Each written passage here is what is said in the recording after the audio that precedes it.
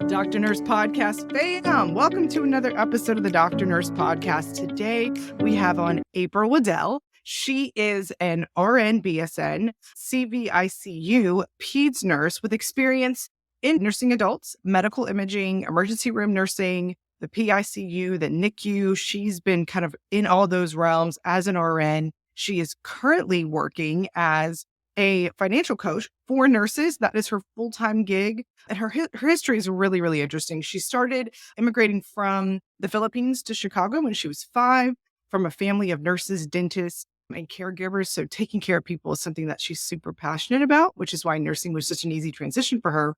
And what she found was that having never been taught the power of investing and what to do with your money, she started to find that there was a gap in her knowledge and that she was able to close the gap and go from being $30,000 in student loan debt within 2 years being completely debt-free by implementing her money date system and being able to create wealth for herself. Also moving from $0,000 invested to $450,000 invested with no help from a financial advisor. So she's super into teaching nurses specifically how to get debt-free like she did, how to get money smart, money wise, even if they don't come from a family that talked about these things and did these things. She wants to help bridge those gaps for nurses. She's very, very passionate about that. So she's coming on the podcast today to talk.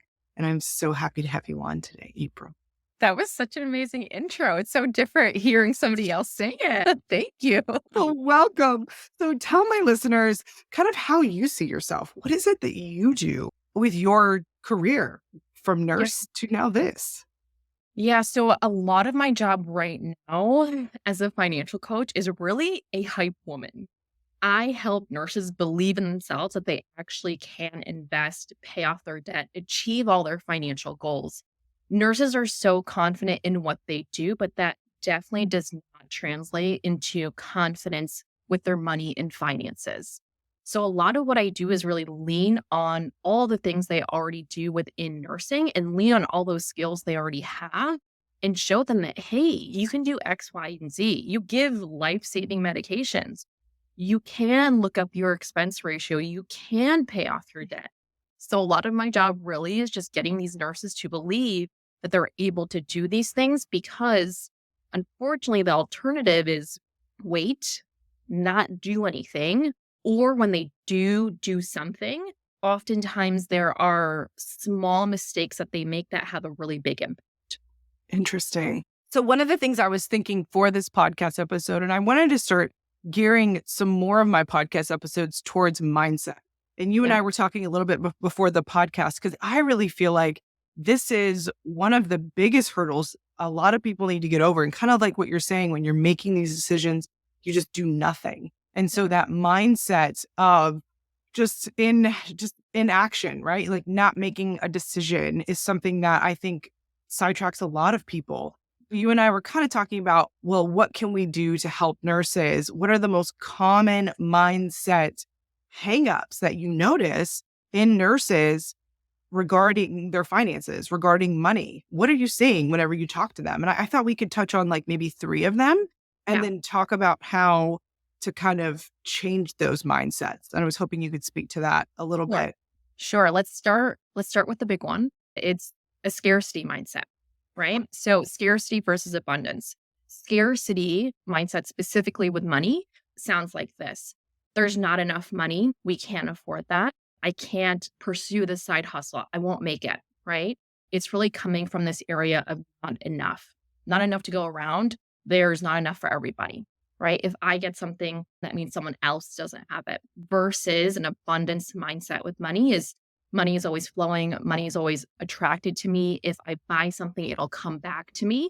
And I think especially too, with my background, that was a really big personal hurdle that I had to overcome and still continue to overcome today, especially being an immigrant and being raised by immigrants. You're always grow up with this idea of we can't afford that, right? We're not doing that right now. So I definitely see that with the nurses that I work with. So number 1, you say, is a scarcity mindset, which, to recap, is just the idea that there's not enough going around. I like the word picture of the game of spoons. And so there's only so many spoons and there's always one missing. So you just don't want to be the one that gets left out. Like there's just not enough. And so everyone's got a race and everyone's fighting each other and there's the competition instead of the collaboration, right? And so that's what I love about that contrast between a scarcity mindset versus what the opposite side is. And we'll get into that later, the abundance mindset, because that's really how you defeat that, right? You just change your thinking around those things. What else do you notice? That's number one. What else would you say is another mindset that's a bad one that we need to change? Number two, the biggest one really is nurses thinking, I can't do it, but then that translates to, I'll just have somebody else do this for me. I'll just have somebody else do this for me. And that's huge because basically what you're doing, it's one thing to ask for help and get the education. It's another thing to completely delegate investing to someone else. You're basically giving your financial power away. And that's something that I don't advocate for. Number one, it's expensive. Number two, like I said earlier, nurses are smart enough to do this on their own. And again, it just ties back into the lack of education, the lack of confidence, the scarcity mindset. So all these three things really are connected and feed off one another.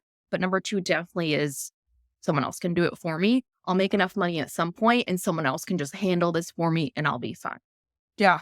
One of the things I also have heard is if there's something that you feel like there's a couple red flags. One of which, if you heard someone tell you, you don't need to know this. It's really complicated. You don't need to know this. That's a red flag for one. And I've heard that from other people about finances and about things and money. They say things like, oh, it's really complicated. Don't worry about it. It's like, here, give it. It's like, no. I do need to know what I'm invested in. If it's too complicated, then I probably shouldn't be invested in it. Like, Yes. right? Like that's what I've been told. But then also I like that you say that nurses are smart enough and capable enough to do it. It's true. Like if you can calculate the drips for somebody's vent, you can definitely figure out the financial aspects of how to invest your finances. Like we're really smart. So just again, believe in yourself, believe that you're capable, and having somebody help educate you and to help you navigate that, I think is great, instead of just blindly turning away and just being like, I don't want to know what's going on. Just take care of it for me. And so many celebrities I've heard have gotten caught in situations where they just left it to somebody else. And then they find out they're not paying their taxes and things that aren't good. So I think that anybody you can get really burned with that system. Okay. So that's number two. What about number three? Number three, this is the one I was like, there's so many. Number three is nurses think that this takes a lot of time. And they think it takes hours and hours and hours. And a big part of my education for nurses and coaching is, yes, of course, this is going to take some time. But once you have the basics and you have the foundation, you can really automate a lot of these things so that you can become CRNA, so that you can become an NP. You can do all these other things, but you really do need that solid foundation, right? You need to learn how to take vitals before you can put an IV. So the foundation of all these things is putting your money to work. Specifically, what I do and teach is putting your money to work in the stock market, which I think is the most passive thing that you can do. I joke around that, I make passive sales for my courses, but that it's really not passive, right? Like you're marketing it, you're doing all these things. But going back to what I was saying, investing in the stock market as soon as you can, getting that money to work in the background, and then continuing to build your other streams of income through a side hustle or real estate or whatever you want to do, I think is a really great place to start. But what prevents nurses from doing that? Two other things we already talked about. But number three, April, I don't have time. I have too many things to do. I need to travel. I have kids. I have all these things. So number three is overcoming this mindset that you have to give up hours and hours of your life to be able to do this on your own. Yeah. I think too, when you talk about that, I think about, that there's a saying that's like, imagine yourself 2 years from where you are if you never change anything. Whereas if you just make a small incremental change, of course, if you go to approach this huge elephant, my whole financial picture, it's so overwhelming and daunting. It's like you're eating the whole elephant. It's like, okay, so we're just going to start with this thing today. We're going to start small. And James Clear talks about this in his book, Atomic Habits, where he talks a lot about making small incremental changes. Such a good book. But he talks about these small incremental changes that they don't have to be overarching. They just need to be small. You need to do one thing today. And that's what you need to focus in on. And I like what you're saying, having someone in your corner to kind of help you say, all right, so I understand. Yes, you have a mess, quote unquote. You're in debt. You have all these other processes going on. But today we're just going to focus in on this one thing. And then you'll start to turn the rudder on this really, really big ship. And so I think that's really helpful, especially from a mindset standpoint of, so just imagine if you just took one small step from where you were, even though you don't have a lot of time. You have 5 minutes. Give me 5 minutes to do this thing and we'll start a budget or we'll do whatever. So with all those different mindset issues and problems, how do we conquer them? How do we turn a scarcity mindset into abundance mindset? And yeah, let's start there. I think number one, who you surround yourself with. And that really started to change for me once I left my nursing role every single day. Every single day I would walk in and I would hear, we're short-staffed, we're not being paid enough, or can you believe my raise was only $1 or $2, right? When you go to work 3 days a week, whatever your schedule is, and that's constantly all you hear, and constantly seeing other people not investing, spending their money luxuriously, all those things, it's really hard for you to believe that there is enough and that there is more money out there. So what can that look like for nurses? We have the internet. We're very lucky. There are online communities out there where you can learn about these things. But what's really hard and the gap I'm hoping to fill is that being a nurse and doing this, I'm hoping that nurses can see it's possible for them too. Because again, where do you even start when you are a nurse and you don't see other nurses doing these things like being investors, like starting a business? So I think the number one way is to improve your community, your network, the things that you're listening to, the people you're having conversations with is huge. So if you can't leverage your physical community, leveraging all the things we have online, I think is number one. Yeah, I like that. That is such a good tip because you don't realize the input of things around you and how that completely affects your output, right? So like if you listen to even like the music that you listen to, even the television that you're watching, again, the conversations that you're having and you're around, it almost goes back to the laws of attraction, right? Like what are you bringing to you? And so when you're talking about abundance mindset, you've got to be having those conversations with people that are elevated. They are not the same basic, oh, I never have enough. That energy affects you. And that's how you begin to see the world, and it jades your ability to change. And that's why I wanted a podcast where you could come on and as a nurse, not feel like a victim, not feel like you can't change your job, your money situation, your health. Like these are aspects of, I think, nursing that sometimes we get really caught in a rut of feeling like we're never going to be heard or nothing's ever going to change or all these different things. And I'm like, no, like I want to inspire nurses to know that like, absolutely not. You just need to change your environment. And it's almost like there was an experiment with plant and they talked to a plant and they said positive things. Have you heard about this? Yep. And they spoke to the little tree or the little herb or whatever it was. And they said positive things to the plant versus tree and a little herb that they spoke negatively to. And the growth between the two plants was obvious because, again, that energy, the vibration, what you're saying, these things, you are bringing things to you and you don't even realize it. And it's that important to make sure you are filtering what's coming in and what you're surrounding yourself in. So I 100% agree with you. Change your environment. And if you can't get out of your job, then the moment you leave work, you turn on something positive, a positive podcast. You call a friend that you're just like, hey girl, you're my support buddy. Let's talk about things that are good because I just got out of a really negative situation. You've got to do that work. And again, it doesn't have to be anything crazy, right? You can listen to a podcast, you can read a book. The impact can be huge with a small change in your day, like all the things you mentioned. And to this day, I only have one friend from the last unit I was on that I still speak with. And she's a nurse who's into finance, into real estate, into all these things. And once you leave that situation, it's really easy to start seeing and truly believing and embodying what your life can be. And for me specifically, that meant going and really diving headfirst into all things fire community and retiring early and all those pieces. Yeah, I love that. Again, fixate. That's one of the things that I love about another book that I love. Oh, I think it's called The Prosperity Bible. And it's such a great book because it talks about picking a number and fixating on it. And it feels crazy. Like when I do it, and I do mind work, right? So I just like pick this number that I'm like, I'm going to grow this number. And then I have Yeah. to like think about it and I have to like become so obsessed with it that Oh, like, yeah.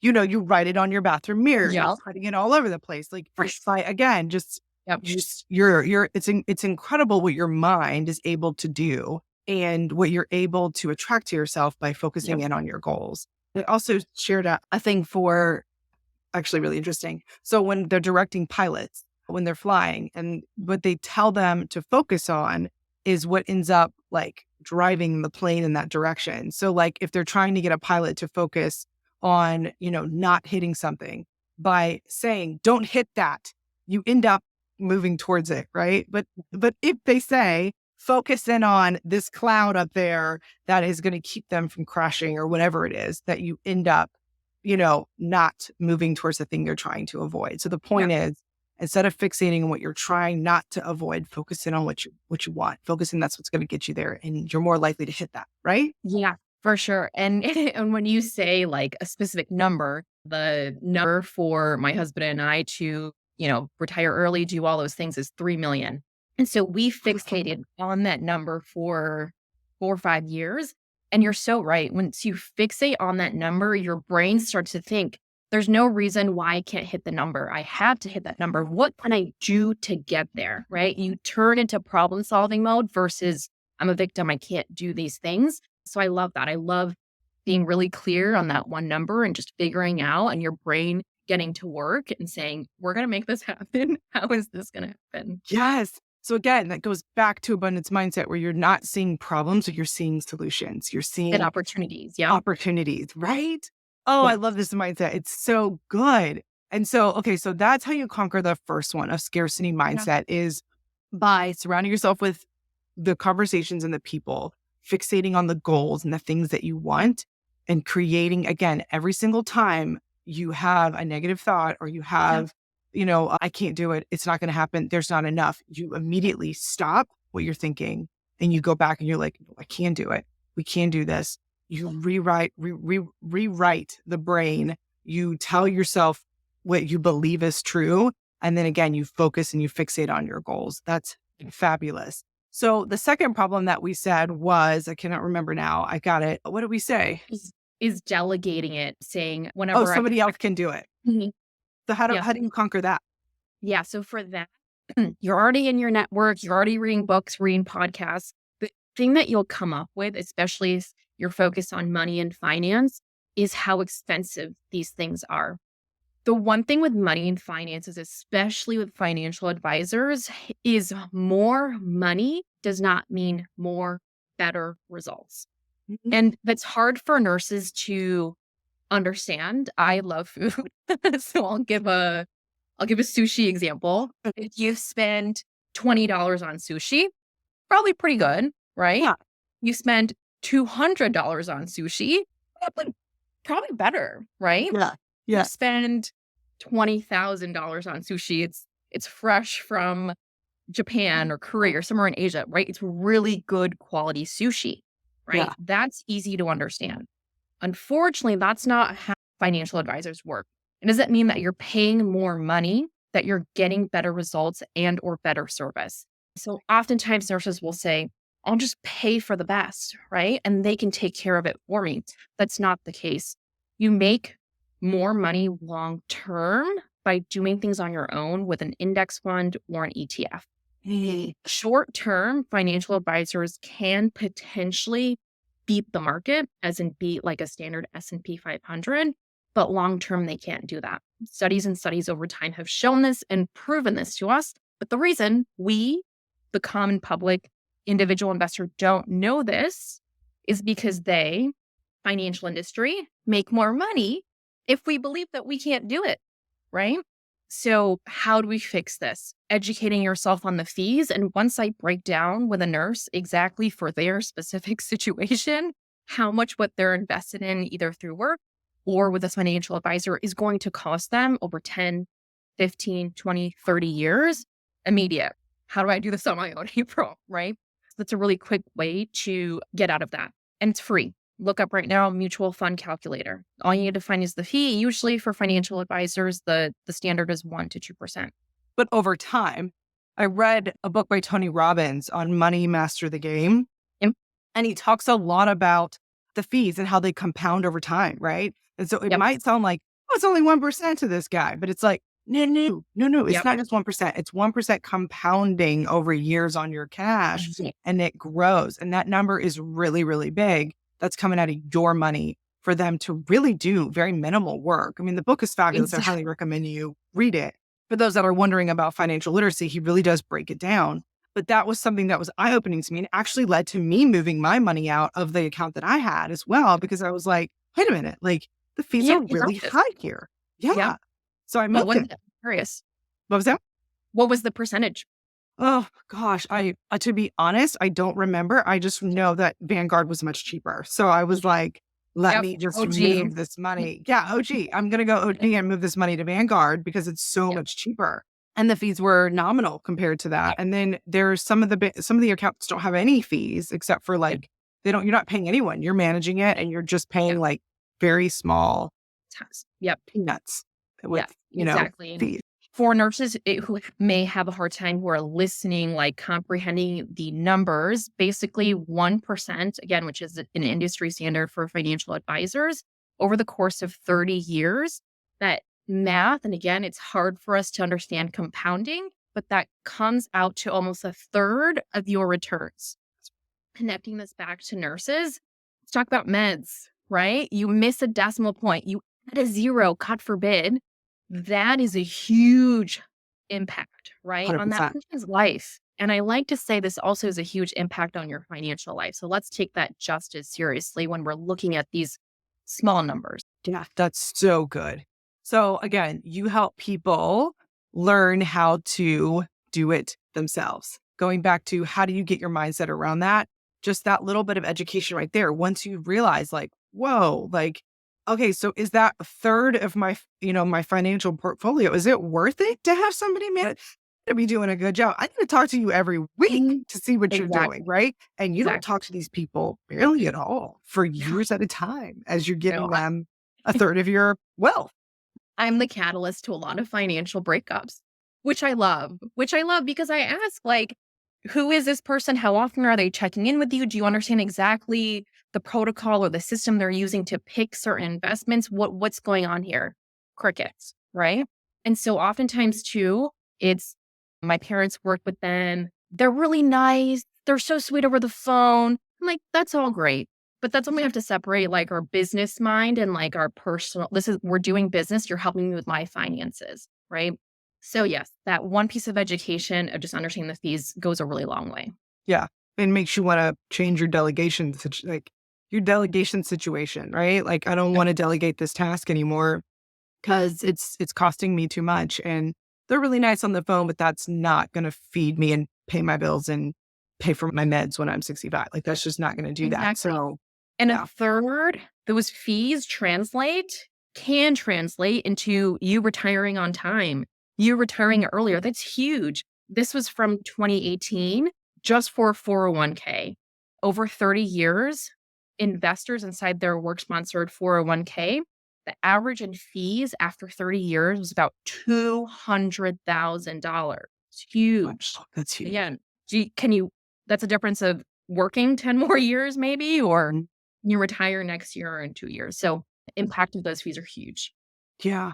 So that's really interesting. And so for the third one, which we said was, I don't have the time. How do we combat that? Yes.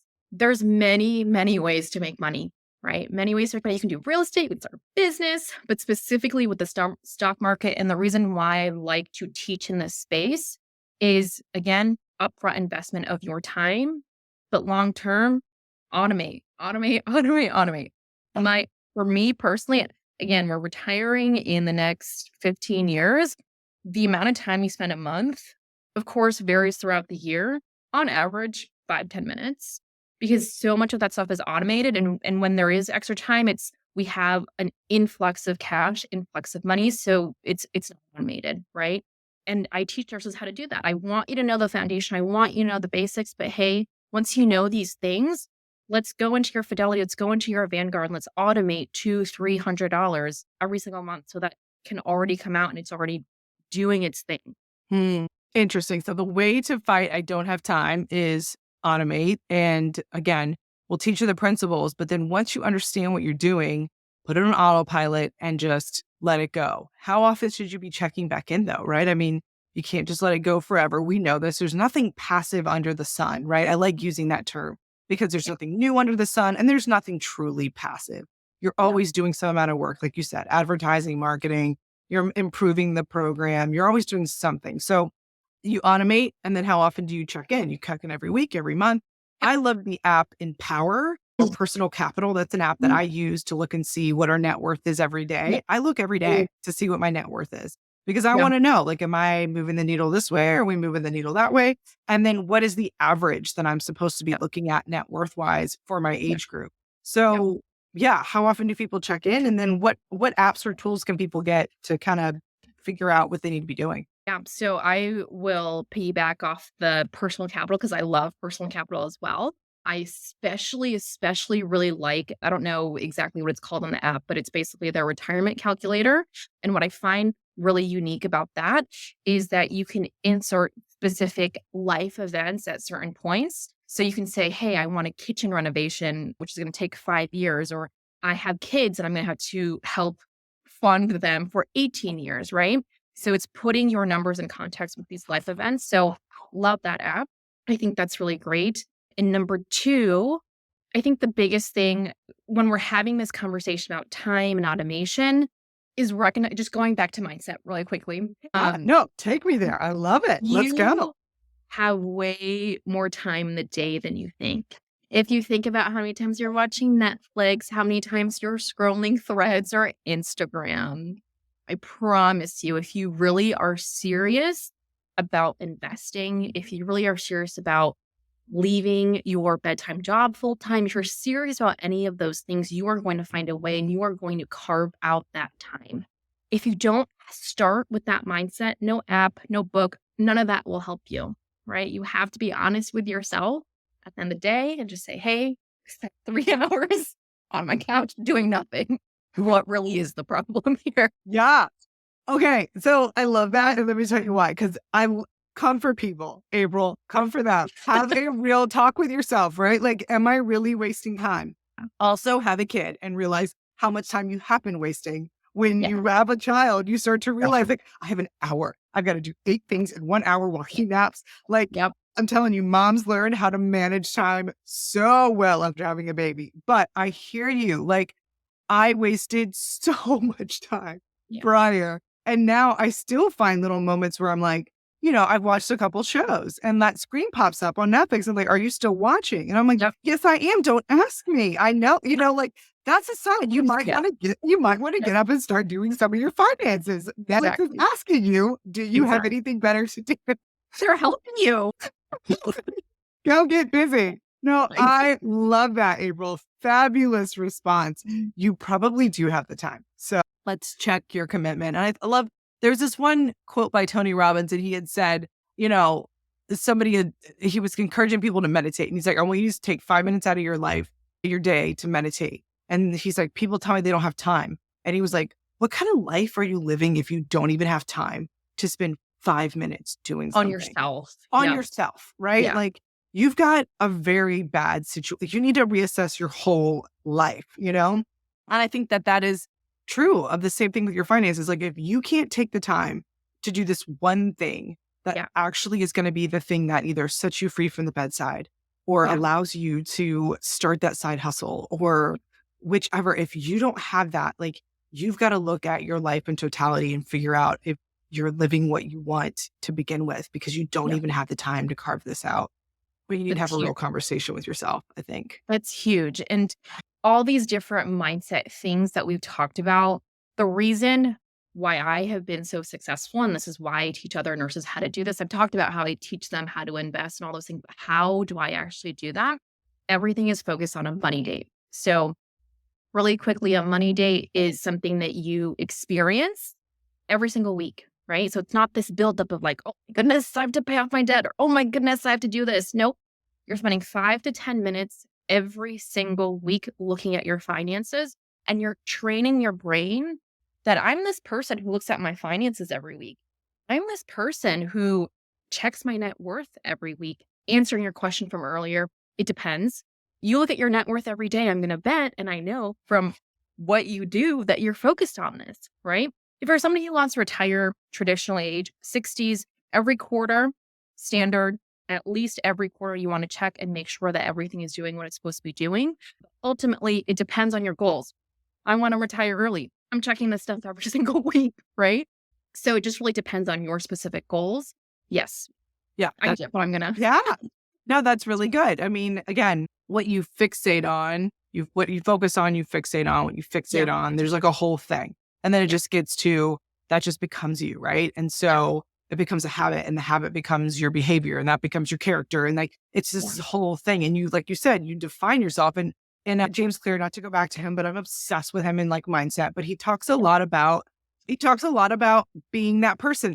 That guy, he's just game changer. If you listen to this podcast, get that guy, change your mind. It's so just an absolute game changing book. But he talks about seeing yourself as like a runner and identifying with that group of people. Like, I'm a part of this group. Like, okay, so I'm part of like a CrossFit group. And like, I'm clearly not a CrossFitter. Like, you've seen them. They're super cut. Like, they're super buff. But just being in that community makes me feel like, I do the workouts. Like, and yes, I may not be as buff or whatever, but I do CrossFit workouts. And so I identify with that group of people. And so by identifying with, I'm somebody that checks my net worth. I'm somebody that is into setting myself free financially sooner rather than later. I'm a part of that group of people by either having conversations with you, having conversations on Facebook groups, like whatever it looks like, listening to those podcasts, being about it. You start talking like them, you start sounding like them. And like James Clear says, you eventually begin to see yourself like one of them. And then now you're that person. That's who you are. And it's huge. If I can piggyback off the book, there's one thing that I think is just so aligned with money and finance. In the beginning of the book, there's a graph. I want to say it's like in the first chapter or two, but he basically says, you're doing these things to become this person or to implement this habit. You think, hey, I'm doing the work. I should be getting results, right? But he says, no, you have to keep going over time. And it's a lot less sharp and it's a lot more gradual than you think. So how does this relate to finance, especially in the stock market? Again, I said there's many different ways to make money, real estate, business, all those things. Specifically with the stock market, it takes decades to see results.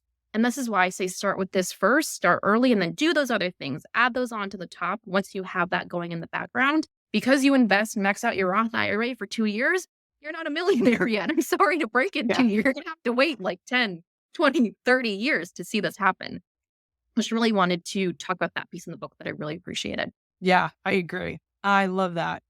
So one other thing, and I talk a lot about on my podcast, I have two more questions, is kind of how you decided to launch your side hustle business and be able to ditch the bedside and do something completely different with your career, and kind of what that process was for you. And I kind of hate to turn the podcast away, but we focused on the mindset. Nurses kind of really know now, like what they need to do in order to change their thoughts around it. But one thing that I love is a good nurse ditching the bedside doing something else story. I really do. I don't even know. I got to find a name for that. Like hashtag, however you like metamorphosis, nurse metamorphosis. Okay. Yeah. So what was your like point? I know you had said on your website that COVID-19 presented this opportunity for you, and kind of what that experience was, and then how you launched it, and then how you set yourself free are kind of the two veins I want to talk about. Really, I love talking about the story. So I'll start off with the numbers first, because I think that's super important. So the most important thing that allowed me to really leave was we hit a milestone. So for those listening who aren't familiar, FIRE is financial independence, retire early. There's different forms of FIRE, different variations, I guess. One form of that is called COAST-FI, Coast Financial Independence. So it's basically a milestone where you have front-loaded your investments. You invested so much. And it's not uncommon that people in the FIRE community invest between 40, upwards of 70% of their income. So they do that really early on.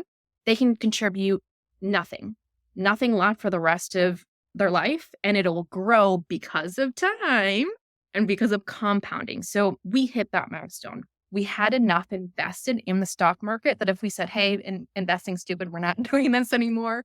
If we did not contribute a single dollar into the stock market, our portfolio, if we wanted to do traditional retirement, would have been over, it was some crazy number just because of the amount of time, because we would have had 30 years for that to compound, it was some crazy number. I haven't done the number recently, but it was like 7, 8, like some millions of dollars. Again, just because of the power of compounding and investing early. I want to say it was like 13 million, something absurd. So hitting that milestone, our conversation started to change, right? We know how to save money. We know how to invest. We're used to living off less than we earn, right? So our conversation started to become, what do I want my life to look like in 5, 10 years? And everybody that was in my immediate circle, I didn't want that for myself. I loved them as nurses. I loved the care they gave, how smart they were. But I saw nurses being nurses for 20 years, still stressing out about, am I going to miss my kid's soccer game? I have to work on Christmas. I did not want to have those conversations. I did not want to have those problems in 10, 20 years when I eventually, have a family. So I knew that wasn't for me. And I knew I wanted something that was entirely mine, something that I owned, something where I controlled my time, and basically saw a huge problem and saw that I had solutions and had results to back that up. And so I transitioned from part-time initially. So I did part-time and was doing my thing over here, just getting my feet wet. And then an opportunity came up to move halfway around the world to Australia. My husband got a job offer. We already are in this mindset of retiring early. And so once he said yes, I was like, all right, well, I quit and I'm going in full time.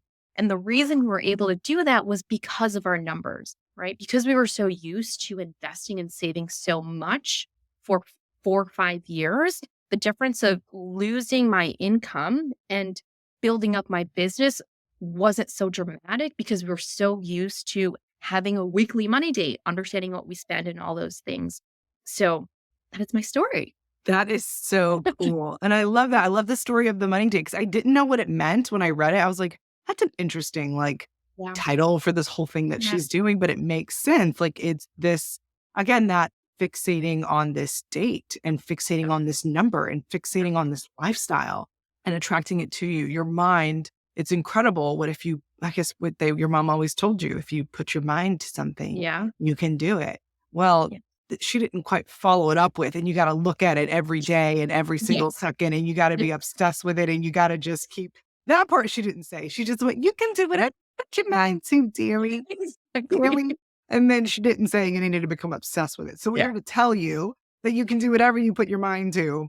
You just got to be super obsessed with it. You can't just, Almost crazy, right? Almost kind of crazy. Yeah. You have to, I told my husband, do I got to check myself here? We had that conversation, is it too crazy? Check. Okay. Same. You need that. So for the last question of the podcast, if you could go back to April at the beginning of her career and you can tell her something that you would say, April, don't let go of this, no matter what.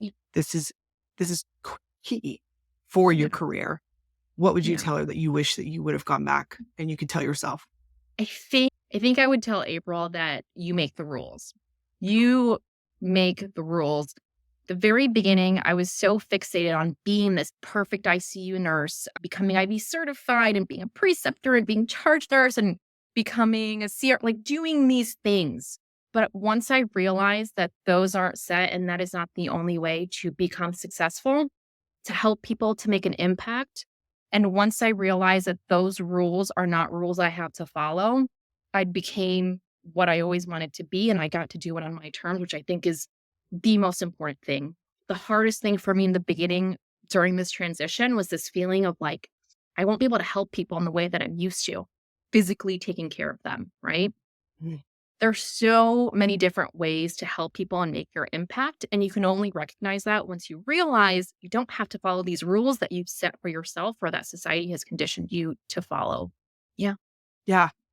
Look like everybody else and you look like everybody else. Right? So just, be who you want to be. There's only one you. There's nobody else. Nobody else can do you.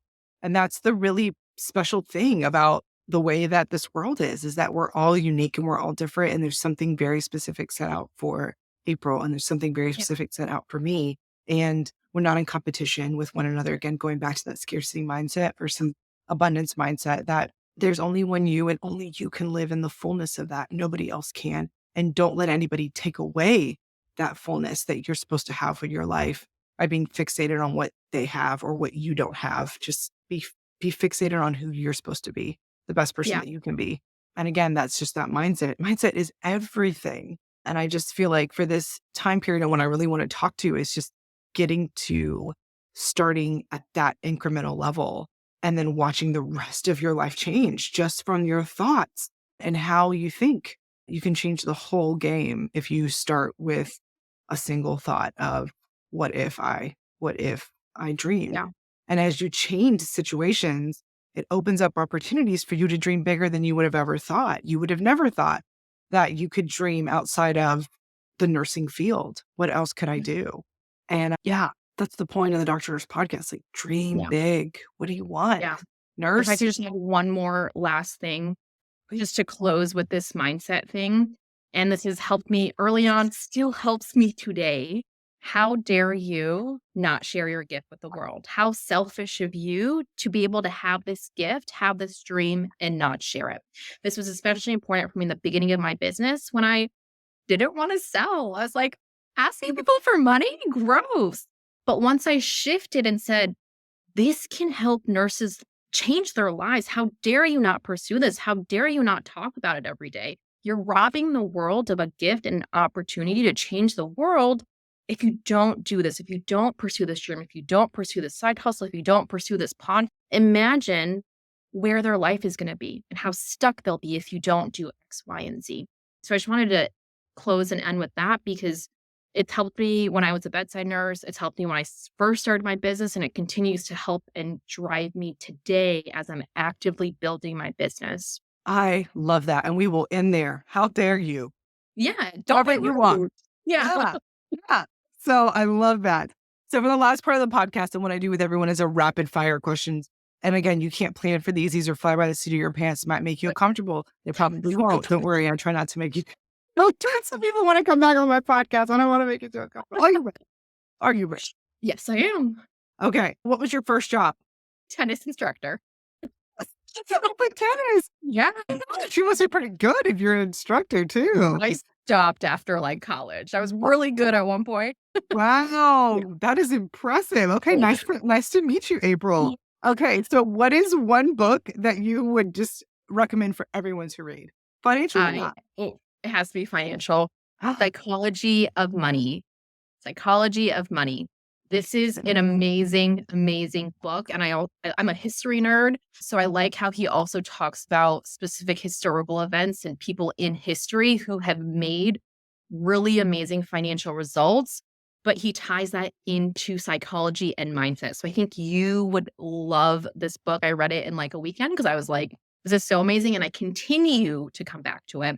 And I make all my clients read this book. Wow. Okay. Done. Reading it. I'm going to put it on my list. And again, I love reading, as you can tell. Obviously, I read constantly when I'm taking care of my babies. Like my little one, he actually had to tell me like, Mommy, can we turn off the podcast? Cause I want you to pay attention. I'm like, okay, I just thought I could like watch you and like listen to a podcast. Is that not okay? He's like, no, Mommy. I'm like, okay, turn that off. I'll come back. And so any little moment I'm doing something, I'm like, play, just to listen and learn. Your kids though, to keep learning. That's amazing. I'm trying, girl.